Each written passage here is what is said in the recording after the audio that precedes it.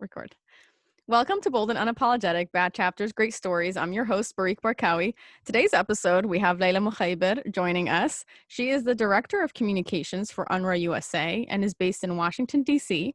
She's also extremely active in civil and human rights in her fight for social justice and has a background in global affairs in the Middle East, North Africa region and is a community organizer extraordinaire, organizing for nonprofits ranging from Afikra to NAP DC, the DC Palestinian Film and Arts Festival, and previously for the American Arab Anti-Discrimination Committee. Welcome, Laila. Thank you, Barik. Thanks for coming on. No, thank you.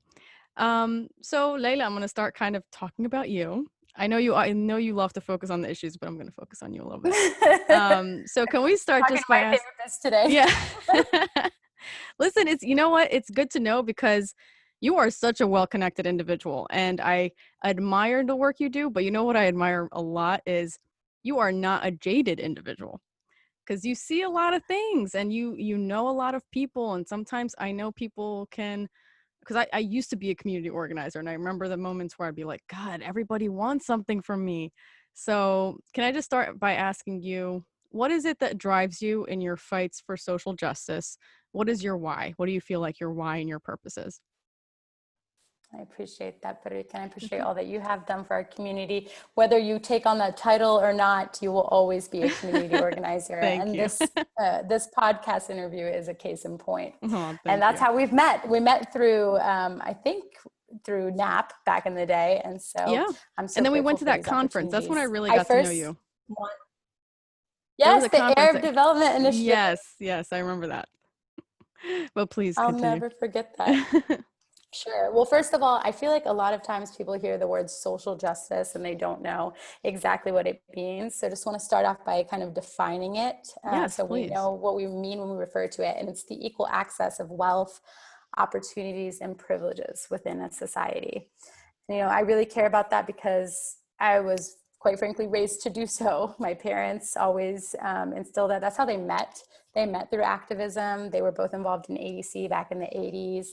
My dad as a lawyer and my mom as just like someone who wanted to, extend her privilege to others, being the daughter of immigrants from Palestine. My dad actually is a third generation Arab American. So that makes me like fourth, I guess.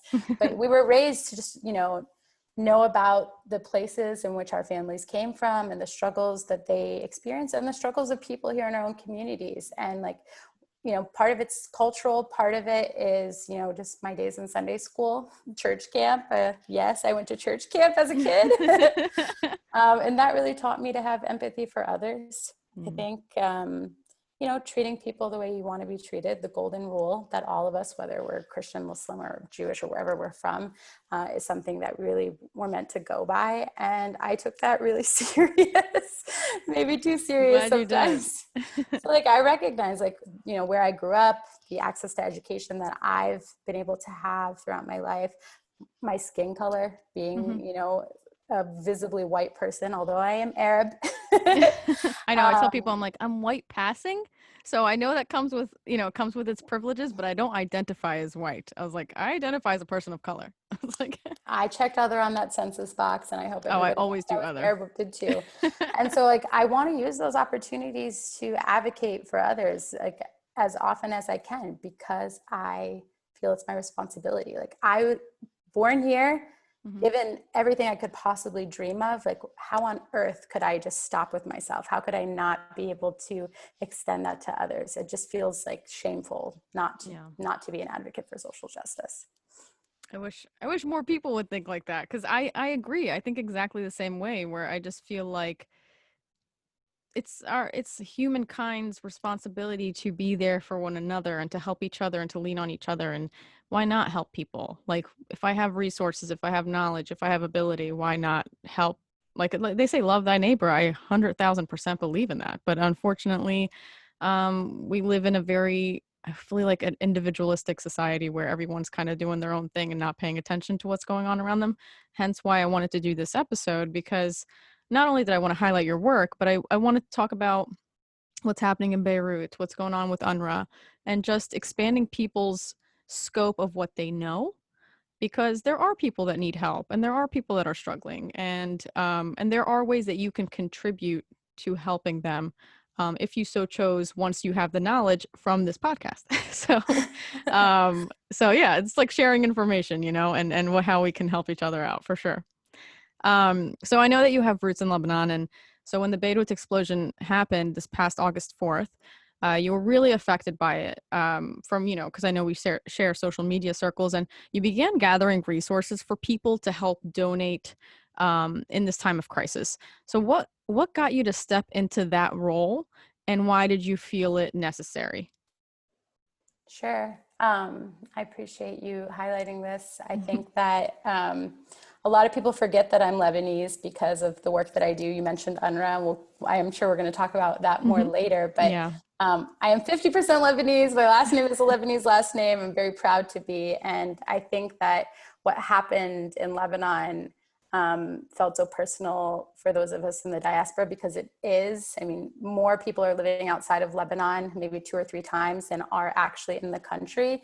That's because people had to leave for opportunity. Like, the country just has had so many challenges throughout the decades for various reasons. And so people sought opportunities elsewhere. And then, like, those of us living outside, even if you're 4th generation like me, you kind of have a sense of survivor's guilt, and you feel kind of helpless because you're not physically present there. And, my work takes me there also every year, every other year. So, like, I know Lebanon, I know those people, I know the streets where these things were happening. I have family members there.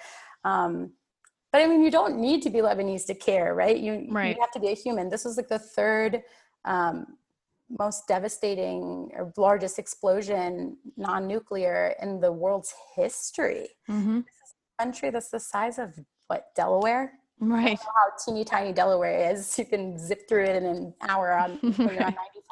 95. But I just, I felt like I had to do something. I've always been so vocal on Palestine, which is its neighboring country, and Lebanon itself hosts more refugees per capita than any other country in the world, Hmm. almost 500,000 of whom are Palestinians.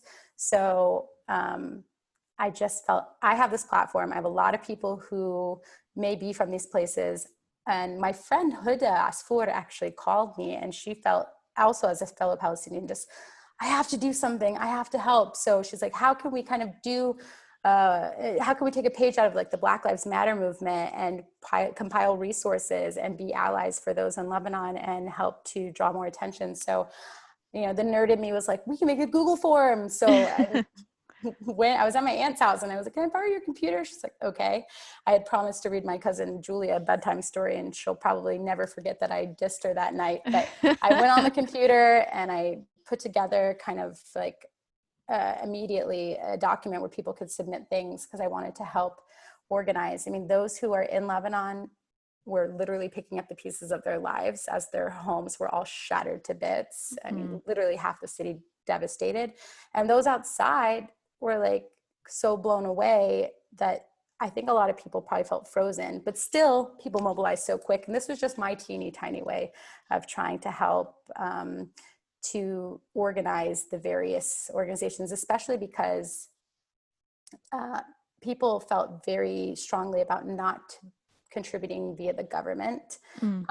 So we wanted to put together resources that people trusted. And so I wanted to open a forum for the people to actually dictate where it should go based on their own experiences. So that's what happened. We created this centralized list, and it's one of many efforts. It's just a small one, but I felt like it was my obligation and my responsibility to do just that. And other things have come about as a result, but I'm gonna take a pause because I've been doing a lot of talking. No, it's I'm going to highlight 2 things that you said, and I don't think people think about it enough, which is you talked about you don't have to be Lebanese to care, and I believe in that regardless. And someone actually once told me being Palestinian, they said, I know a lot of Palestinians, but you're someone I really respect because you don't just care about Palestine. And so that it like both hurt me, and I obviously was like appreciative that she'd said that, but at the same time it hurt me because I was like, I wish my own people would. I know that we have struggles and I know we're going through a lot, but we do have to care just as much about everything else. Like you mentioned, the Black Lives Matter movement, I might not be Black, but what's happening to them is something that I find to be an absolute devastation. I always tell people, like, I can't imagine being Black in America. That level of fear, I can't even imagine it. And because we're empaths and we really try to take on people's struggles like that, like in a personal sense, I go out of my way to fight for people that don't look like me, that aren't like me, as well as my own kind, just because anyone in need should be offered a helping hand. And I like that you highlighted that. I just want people to really keep that in mind, in the back of their mind, like, you can offer to help even if this person doesn't look or act or think like you. Um, but that's really good to hear, because I'm hoping this creates initiative in people to be like you, where they're like, I have to do something, I have to help, as small as it can be. And I love that you kind of focus on the people on the ground, because that's really who's the most affected. And which actually leads me to my next question, which is about, the blast had killed at least 200 plus people and injured more than 6,000, and it left over 300,000 people homeless, which is an insane number to me.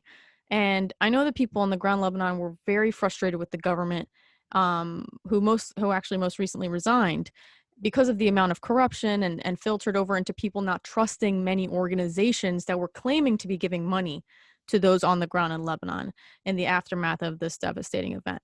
Now, can you tell us a little bit about that, about the functionality of the Lebanese government? Why was this sense of distrust? And why there was a need to say that these organizations are those that are actually helping people on the ground and not others that are claiming to do so. I will do my best. To your first comment, I just also want to add that, of course, if you want your own cause to be taken seriously, it's really important to show up for others, Mm-hmm. so that you can find kind of the commonality, the intersectionality in those issues, and build solidarity, because that's how you're going to strengthen your fight. And they're all usually rooted in justice, right? Mm-hmm. Black Lives Matter, Palestine, Lebanon, all these things, like, it's an issue of injustices. So there's definitely a link, whether you are, again, from those places, like you said, or just somebody who cares. Like, there is a way to find that. To answer your question around the government, I am by no means somebody who knows anything about Lebanese politics, but I do know a little bit about how the government is structured. I wish I knew more. I know you probably have listeners that might, and I hope they'll correct me if I get this wrong. But Honestly, I have listeners that have no idea. This is really geared towards people that have absolutely no idea what the government is like in Lebanon. So this is just a brief thing. You don't have to go into too much perfect. detail, but it's for those that have no idea what's going on. Okay, for those who have no idea what's going on, the Lebanese government is a parliamentarian republic, and it's led by both a prime minister and a president. So the parliament's known as its National Assembly. It's divided into 18 sectarian groups. Wow. 12 of them are Christian, 4 of them are Muslim. There's a Druze sect and a Judaic sect. So Lebanon has a ton of different religions that people identify with, and that's a misconception that people probably always think any country in the Middle East is just predominantly Muslim. Lebanon is one of the places where it is super diverse. And those sects, I guess, are determined based on a census that was done way back in the day, which probably isn't remotely reflective of the current population, especially like a lot of Christians, like my family, immigrated 120 years ago from the country. But with that, they have 128 parliamentarian seats, and they're divided between the Christian and Muslim communities. And then the highest offices are reserved for the 3 most major sects. So the president is always a Maronite Christian, which is like a Catholic. The prime minister, which is always a Sunni Muslim. And then the speaker of the parliament is always a Shiite Muslim. And so the critique, it's very interesting to have your government based on people's religions. But the critique is that each of those sects uses their position in government to serve their own interest rather than the national interest. So there's been a ton of corruption. I think people being in power for way longer than they should be. There's been times where Lebanon didn't have a government at all. Yeah. Even most recently, I always was confused about what that meant. So I do implore anyone listening, take 5 minutes and Google it and kind of figure out more. And I know I'm going to do more work after this call because I'm realizing how little I know. But the people of Lebanon consider the government to be highly corrupted, like you mentioned. And that neglect is exactly the reason why they believe the blast occurred on August 4th. Like, they had 2,000 plus tons of ammonium nitrate stored at the port, and they knew about it for like 6 years. There's a whole backstory about why it was there, but it was like a disaster waiting to happen. Lebanon's already been in a political, economic crisis. Like they literally have like the second worst economy in the world, I think, after Venezuela. And the people have been suffering. They're facing famine. They don't have enough food supply. A lot of their stuff gets imported from other countries. And so now the port, having exploded and essentially being completely gone, how are they even going to bring things into the country? People's money situation is completely messed up. They had, proposed a tax on like WhatsApp calls, I believe, back in the fall, and this really infuriated the people. And so they started protesting, and this protest was called Daura, and it happened every single day for months. And now we're here. And so it's like, we're in this perfect storm. There was already all these other things happening, already this major crisis. This is the worst possible time that Lebanon could have experienced something like this. And as a result, the government stepped down like less than a week after the explosion. I believe it was on August 10. But I think the top dogs still remain in power. Yeah. There's this question now of like, what's next? What is the solution? Who should take over? Should everyone leave? What would happen? And as a person who does not live in Lebanon, I don't want to be the one to say what they need, but I do stand in solidarity with the people and saying that like the old guard's got to go and there's got to be a better way. Right. If it's broken, you got to fix it, I mean, I could not tell you the first thing about fixing it because I'm of the firm belief that if it was easily fixable, it would have been fixed by now. And I know it's been about a month actually. It's almost been a month. And, do you know how Lebanon is faring now? Like I know you said you have family there and you know some people there, and I know the people of Lebanon are resilient. I mean, I can't tell you the chills I felt watching some of the videos of them like singing songs in unison and about rebuilding, that they're going to stand on their feet again. And I know they plan on rebuilding and standing together with all the support that they've been getting as well. What is your hope for Lebanon's future? I have so many hopes for Lebanon. I mean, the people are so talented. Anyone who lives anywhere in the world has probably met a Lebanese person, because truly we are everywhere as like I said, a major diaspora with two to three times the population outside of Lebanon. But, the people are the ones that cleaned up the streets and cleaned up the rubble, and they're still doing it. This is very extensive damage that we're talking about. But it is beautiful to see how they've come together through the Lebanese Red Cross, for example, which is one of the most well-established NGOs in Lebanon. It's been around for like 70 years. It's a completely volunteer-led initiative, and they are the system for like emergency response. Like there's no ambulance system in Lebanon. If somebody needs medical care, like you call the Lebanese Red Cross, and those volunteers are the ones that come and help you. And I also learned, because I'm so involved with the issue of Palestinian refugees, that after the blast occurred, the Palestinian Red Crescent, which is based in one of the refugee camps, also came to the rescue. And because of the explosion, 3 of the hospitals were like destroyed. So there is a hospital in one of the camps, one of the Palestinian refugee camps, that was welcoming anybody that needed care to come. So it's just really amazing. One of the most marginalized groups in the world that faces a lot of discrimination in Lebanon, that's like written into the laws, we're stepping up to help. And so you just saw this beautiful kind of solidarity amongst them. So I do have hope that if more of like the real people somehow are able to step into power, that Lebanon would have a bright future. I do see a lot of international attention happening, not as much as probably it needs, but because this is a humanitarian situation, I've seen celebrities that you wouldn't have expected step up, and I've been seeing consistent fundraisers by people in the diaspora.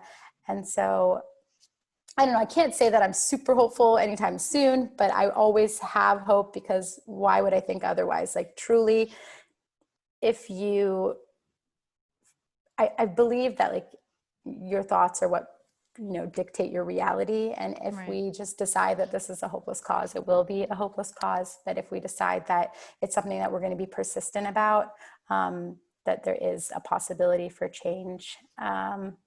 I don't know. That's a tough question, but I don't know if I answered that the way I wanted I always, to. I speak because, like you said, you are half Lebanese. And so, you're allowed to have hopes for your people back home in their country. I know I do the same for Palestine, and we keep on keeping on, I guess. And, it's funny you mentioned something about the Palestinian refugees in Lebanon, and I actually knew a little bit about them being a marginalized community within Lebanon. So I don't know if I ever talked to you about this, but I did my master's thesis was on that issue.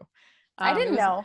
It was a crisis communication plan that I wrote for them, essentially explaining the laws that were written in. And so I didn't talk about the politics of it because obviously I can't control the ending of all this, stuff that's going on with Palestine and Israel. But I mentioned, in the meantime, because these refugees have been refugees for so long.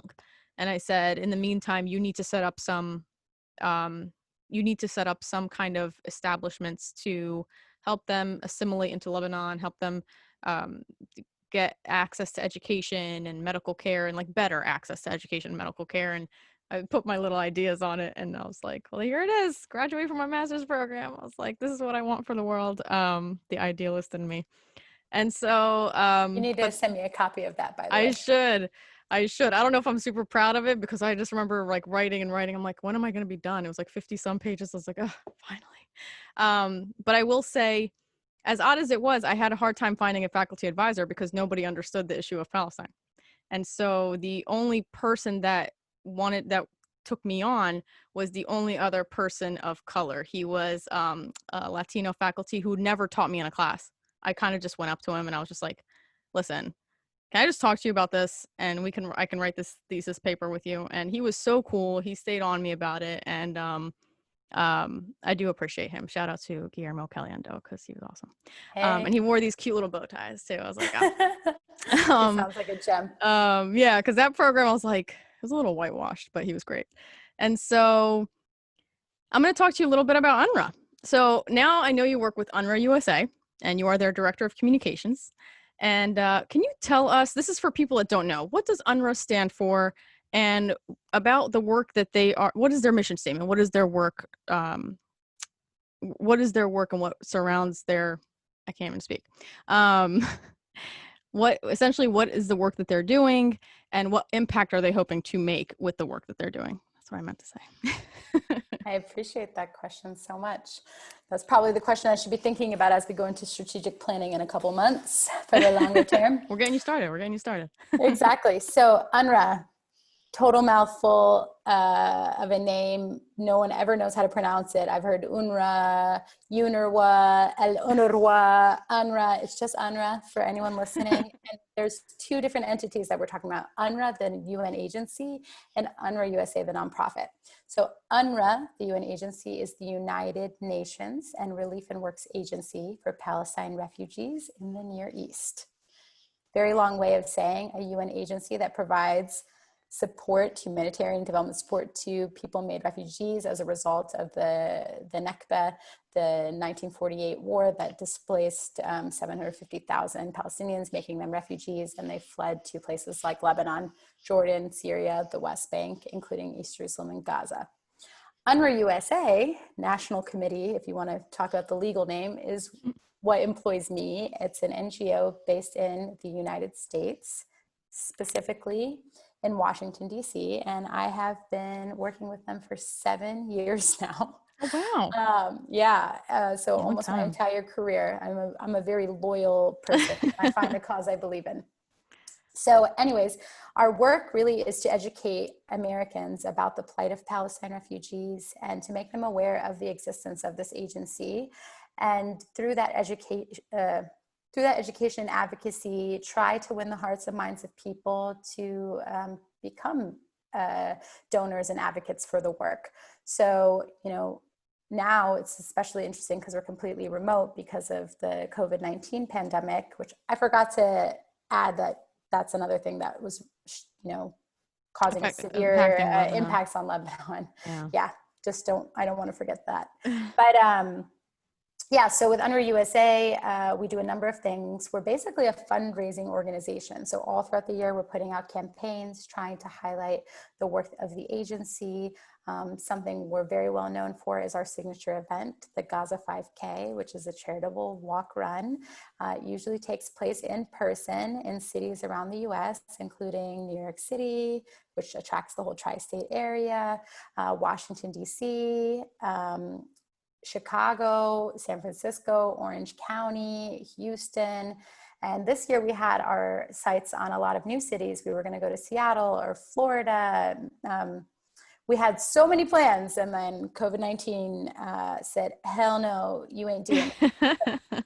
We got one 5K in under the wire, which was around March 7 in New York City. And then 2-3 days later, we were shut down. Wow. So we pivoted. We've done all the rest of our campaigns virtually, including a major Ramadan campaign, which it was to educate people about the food insecurity facing refugees in Gaza. And I'll get back to the 5K, so just put a pin in that. Food insecurity in Gaza, there's about 2 million people that live in Gaza. More than half of them are food insecure. 80% of the population actually relies on international assistance because of the blockade that's been imposed on them, a very brutal blockade for the last almost 14 years now. So economically, they're in shambles. They don't have ways to take advantage of opportunities because they're stuck. It's a land, air, sea blockade. They're stuck in this little strip of land, and every few years there's major Israeli military assaults against them. So, I think just recently it happened, like 2 weeks ago, not even. I think they started bombing them for God knows what reason, and it's just like a regular thing. It's like, oh, is it still happening? Okay. Like, it's the most frustrating thing. Every time it happens, I'm like, what more do you want from these people? But yeah, it's absolutely. There devastating. was about 2 weeks straight of bombing recently. And so imagine you're in this place and you can't leave, so no one knows your story.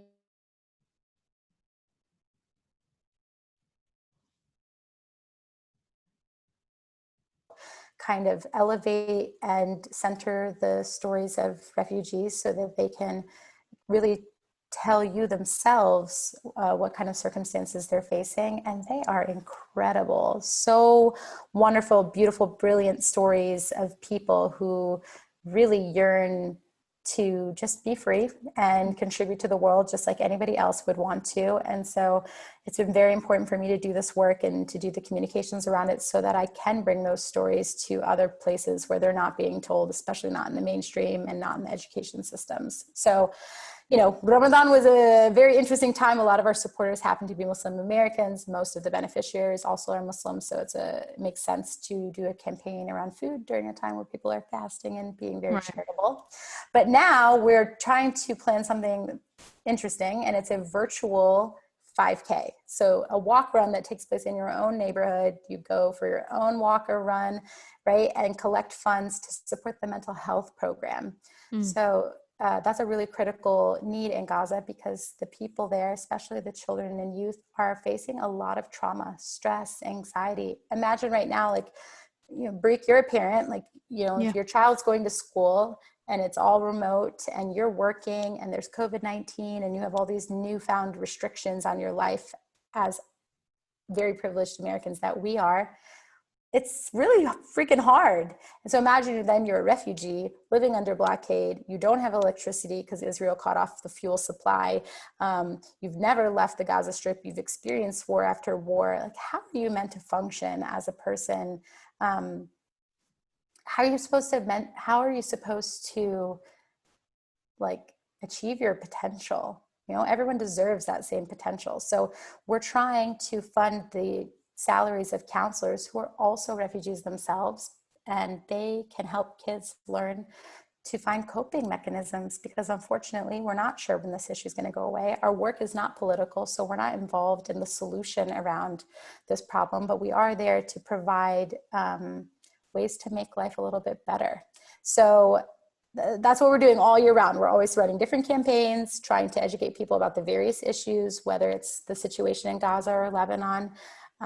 Side note that the 5K this year is also in part providing proceeds to Palestinian refugees in Lebanon because their economic situation, even before the Beirut blast, was terrible. I Mm-hmm. mean, Google pictures of Palestinian refugee camps in Lebanon while you're listening to this to give yourself a visual. Anybody who's listening, I would argue actually that the conditions there are even worse than the conditions in Gaza, having been to both places. Wow. It's really Yeah, I remember tough. it's taken me back to that paper because I remember just the extensive research and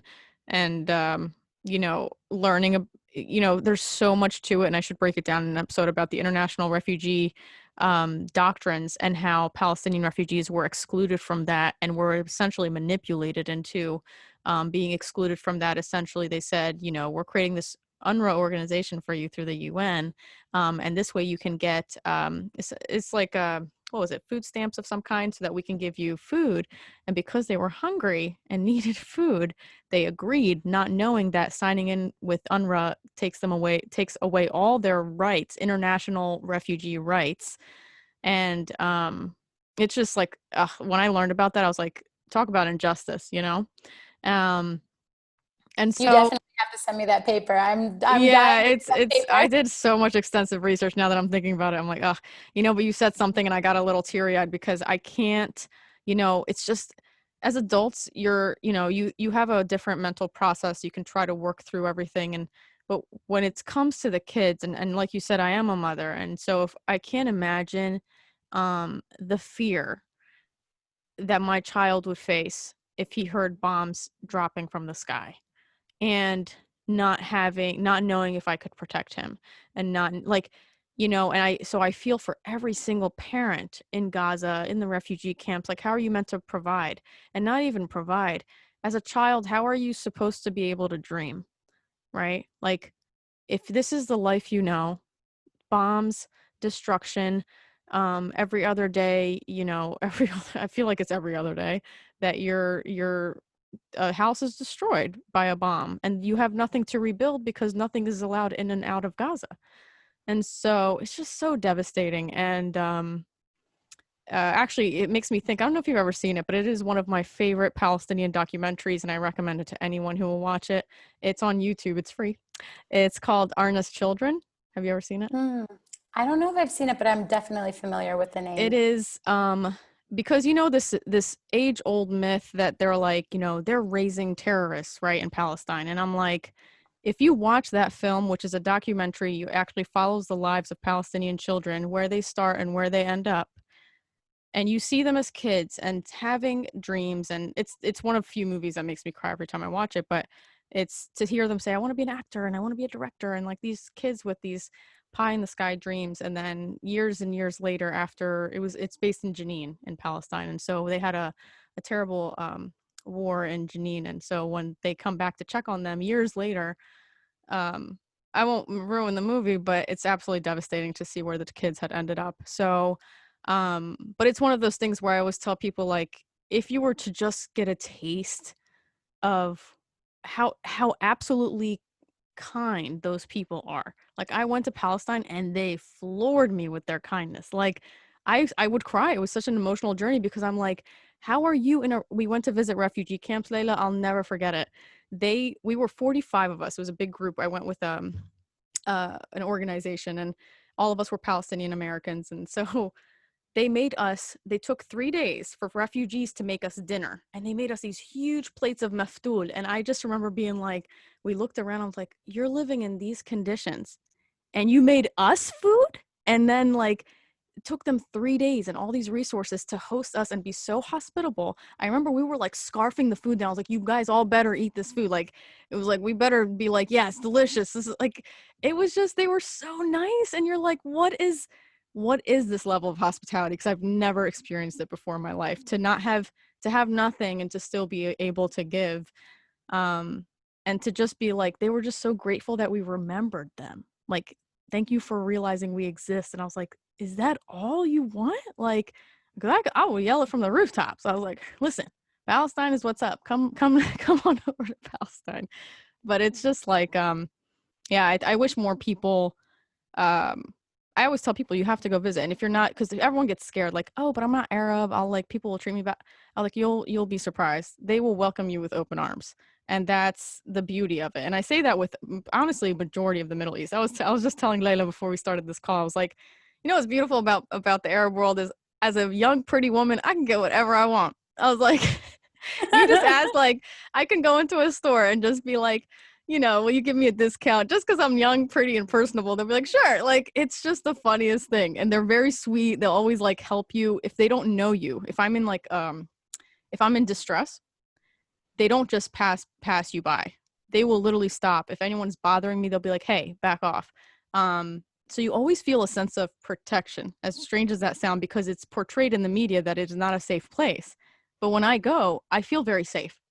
And it's funny because sometimes I see, like we were talking about Black people in America don't feel safe, right? And Right. even though America's supposed to be the land of the free, but then you go to the Middle East, I'm like, oh my God, you could be walking around there and people will be so nice. Yet you won't feel a sense of someone's going to attack me. And I don't ever feel a sense there. I always feel like somebody's going to have my back when I'm there, Yeah. even if I You don't feel know like them. you're at home. You feel at Yeah. home. Yeah. Because I've gone to Palestine with so many different types of people because I only went once as a kid. We did this big, amazing road trip. I was 11. I turned 12 by the time we got to Palestine. We did 3 weeks in Lebanon. We drove to Syria, then to Jordan, to Palestine. That's a trip that you can't do any longer, but Wow. it was amazing. And I remember Sounds feeling like, amazing. this is so cool. It was our first big family trip overseas and the only one we ever did, really. My mom's first time to Palestine. My father, because of his activism, had been several times before, but that stayed with me forever. And then when I applied for UNRWA USA, they were telling me in the job interview that there's required annual travel to the Middle East. And I was like, you don't even have to pay me a salary. Are you kidding me? And they were like, be careful what you say. And I'm like, no, okay. I do need a salary. But that Yeah. was how valuable the idea of going to my ancestral homelands Mm. was. And so I've gone again with people from all sort of backgrounds. And it's always an amazing experience. Like, just to share kind of a couple things based on what you said, when I was in Lebanon, I asked my family friend's driver, they have drivers sometimes in Lebanon, he was a wonderful man from Syria, to take me somewhere very shabby. I hope my parents aren't listening to this podcast. And so I wanted to go to a place that was just like for the people. I didn't want anything bougie. Right. Lebanon. You want the real experience. Yeah. So he ended up taking me to this place that was only where Syrian people would go. And these are Syrian refugees in Lebanon. And every time I go there and have sahlab and kind of hang out by myself, they couldn't charge me for anything. And I'm like begging them, please. Right. And they just wanted to practice speaking English with me. And Yeah. I enjoyed that experience, and it just tested their hospitality. The last time I was in I think it was the last time, I had just thrown out my back. And that was a really shitty plane ride. But after that, I got to Palestine. I was on muscle relaxers, but they simply weren't working at the time. And I went with my colleague, Lori, to go to the old city. We had just gotten in. Let's walk around. Let's go see Jerusalem because we have that ability. And I saw this guy that used to work at the hotel that I would always stay at. Shout out to the Jerusalem Hotel. I think I stayed there. Oh, go ahead. It's a beautiful, like, old world looking hotel. But anyways, I was passing him on the street and I'm like, oh my gosh, hi Afif, how are you? And he saw that I was in pain and he was staying with his cousin. And I was like, do you guys know where there's a pharmacy? I think I need to get a cane. Like, it's really hard to walk on the old city streets when your back hurts. And so his cousin goes into the store that, I don't know what kind of business it was. Store. I don't know what you would sell there. But anyways, he came out with 3 canes, beautiful ones. And he's like, we use these at weddings. Just take your pick. Aww. And so I took one, and because I was in so much pain, I didn't even hesitate. And I used that cane throughout my whole time in Palestine. It got me some sympathy, even at the borders. Interesting. And, and then, sorry, background noise at my house. It's okay. I don't know. My point in all of that is saying that, like, he was willing to literally give me anything. And he didn't even know me. And so I always felt, like you were saying, kind of like safe and cared for. And also to go back, like we were talking about all these really sad stories, but I've had the rare privilege as a Palestinian Lebanese American to go to Gaza 5 times. That's like ask you almost about that. unheard of. Yeah, I'm glad you said that, because I was going to ask you, have you been to Gaza? Because it's something I'll never be able to do. And so it's really cool to hear someone's experiences haven't been there. Yeah, it's something super rare, and I recognize that. And I know my friends who are from Gaza who can't necessarily even go home. Um, it always makes me feel guilty that I can go and they can't. But anyways, I go and I take whatever I can on their behalf to their families. But the stories of resilience, that's what energizes me. Like, that's why I get so hyped up about the work I do, because I go there and they energize me, because they do have big hopes and dreams and ambitions despite all of these kind of horrible scenarios that we described earlier in this episode. I mean, I meet people who are creating inventions out of like crazy things. There's one girl figured out, she's 22. She figured out how to take rubble after the 2014 military assault on Gaza and turn it into bricks so she can rebuild people's homes and businesses. Aww. Like finding really like green, sustainable ways, as far as I understand Yeah, it. they're Like so so intelligent outside over my there. wheelhouse. I met this other guy. He had gone to UNRWA vocational school, learned how to be a mechanic. He found open source plans online for how to build a 3D printer. 3D printers are part of the list of things that are blockaded. I don't know why, but he built his own 3D printer. And because they were having these weekly protest demonstrations, fighting really peaceful, largely peaceful protests demanding for their right of return and better humanitarian conditions, he figured out how to print tourniquets, you know, those little devices that you use to Yeah. stop the bleeding, because Hmm. people were getting shot left and right by the military, Israeli military, and he knew that tourniquets were really expensive. They're like $50 if you had to import them, but he was making them for $5 and Wow. helping people save their own lives because the hospitals were completely overloaded with patients and not enough supplies. Medical supplies are also often highly And blockaded. they've bombed the hospitals, so Yeah, they have limited hospitals now, and so yeah, great. exactly. Limited beds, and they were turning people out every week to make room for new people after the protests every week. But I met these kids, and I'm just like, oh my gosh, that's what you've done with your life, and you're 22 Yeah. is so amazing. They're so entrepreneurial. In fact, one of the people I took with me, who's a white American from California, who was representing one of my donors, he's like, I think Gaza is the most entrepreneurial place on earth, just based on those couple of days he spent there. And the youth I meet, because UNRWA has a parliamentarian system, it's a government, like student government, when they talk to you, you're like, wow, these kids know more about their human rights than I do, and I need to take a page out of their book. They are brilliant and fierce. And the last thing I'll say, because I could speak about this for a million hours, but I was on a call earlier today with two of the UNRWA counselors, or the chief education officer for UNRWA and the counselor, one of many that work as part of this program that we're fundraising for the Gaza 5K. And this woman's name is Naveen. She's 39. She's a counselor. Her husband is a psychiatrist. They're highly educated. And she said to me, the greatest thing besides meeting with you is to know that we're not alone and there are wonderful people who are thinking of us. This is so important. Thank you for everything. I love that. And I told you, like, Yeah. it's like a wild to me. They're just like, we just want to be remembered. The world hasn't forgotten us, right? And I'm like, absolutely not. Like, and I think was that viral video of that little Palestinian boy that was rapping. Wasn't that from Gaza? Was he from Gaza? Yeah, he's an UNRWA student. Was he? He's Yes. amazing. I was like, this kid's got rap skills. If anyone hasn't seen it, just like Google or something. MCA Abdul. Yes. Say his name. His rap name is MCA Abdul. He raps from Tupac to Criss Cross to. He's incredible. I was like, Yeah. this guy's got like a future in this. And so, yeah, it's funny how when you have nothing, how creative and innovative. I like that gentleman. Like, I think they are absolutely, they're not only talented, they are so intelligent. And I just admire their resilience. They refuse to give up. And I love there's existence is resistance. Mm-hmm. So us existing, us constantly reminding people that we exist is a form of resistance, because we're up against people that don't want us to exist, conform or go away. And it's like, well, I'm not doing either. So, Tell them, sister. And necessity is the mother of invention. So that's why you see so much Yes. beautiful, creative, resourceful resilience out of these people, whether it's the Lebanese or all the people of Lebanon, because there's not just Lebanese people living in Lebanon and Yeah. Palestinians. And I want you to know that since you are signed up for the Gaza 5K on my team, Mhm. that MCA Abdul is one of our performers that day as part of the No digital way. festival. So you're Oh, going to I'm get so to see him. And excited. You that's see? only possible for people who are registered for the 5K. So that's great that you're saying that because I was just going to ask you, how do people sign up? Because they can still sign up until when?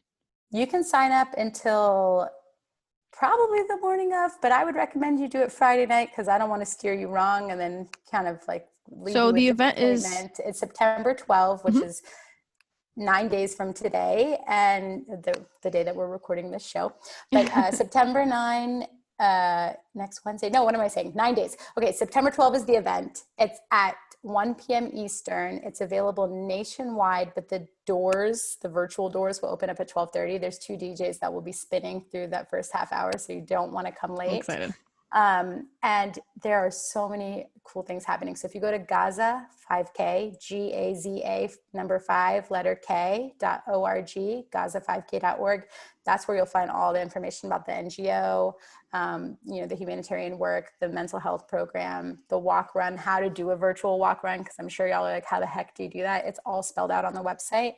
And then the digital festival, because we can't be with each other in person, we put together this amazing 2-hour program that's both informative, where you'll hear from counselors like Naveen, the one I quoted a couple Mhm. minutes ago, MCA Abdul, and other familiar people. So I don't know. I think it's I don't. exciting. It's Also, super when you exciting. when you when you sign up, just so everyone knows, you get a t-shirt. You actually get a list of directions on how to do this, where they tell you make sure you run, make sure you have an app that tracks your run, and then you can submit it to us. And so they make it really easy. So I really like that. And you get a cool t-shirt out of it too. Yeah, And it's very so, cool. but honestly, like it really matters that we're donating to a good cause. I know we shared stories, we said the good and the bad, and I want people to get a full scope view of what the refugees are like. They're amazing people. And yes, they live in dire conditions, but you know what? They're also good people that deserve our help. And the other thing I wanted to ask is, how do people find the link also for the Lebanon resources that we were talking about Oh, earlier? that's a great question. It's a little bit of a longer link, but it's a bit.ly link. And so if you know how to do bit.ly, it's bit.ly Mm-hmm. slash Lebanon links form. So like I built a form and then Mm-hmm. that form populates in Excel, a Google sheet where you can see Okay. dynamic things. So bit.ly, bit.ly slash Lebanon, Lebanon, links, like a hyperlink form. Okay. I'll also note it in the episode so that way anyone who wants to try to find these links they can. Awesome. Um, there's one last question I had for you, which is I absolutely love how passionate you are about community organizing and helping out our community, channeling all the resources that you have at your fingertips. What advice or tips do you have for anyone interested in pursuing this type of work? That is a great question. Okay, so my nickname that was given to me, I did not give this nickname to myself, is the connector. And so I I really have. also have it on good authority from someone that I spoke today that he calls you LailaSuperstar.com. Like, Shout out to Saeed Dura, the only man who calls me that name. Such a yeah. sweet. But I've always really felt very passionate about connecting people, connecting good ideas. And I think it's really important for people to be connecting themselves. So like, if you want to do this sort of work, you should start by kind of thinking about what are your passions, write them down, see what kind of organizations are doing that work, do a little homework, follow them on social media, show them a little love that way. It doesn't cost you anything.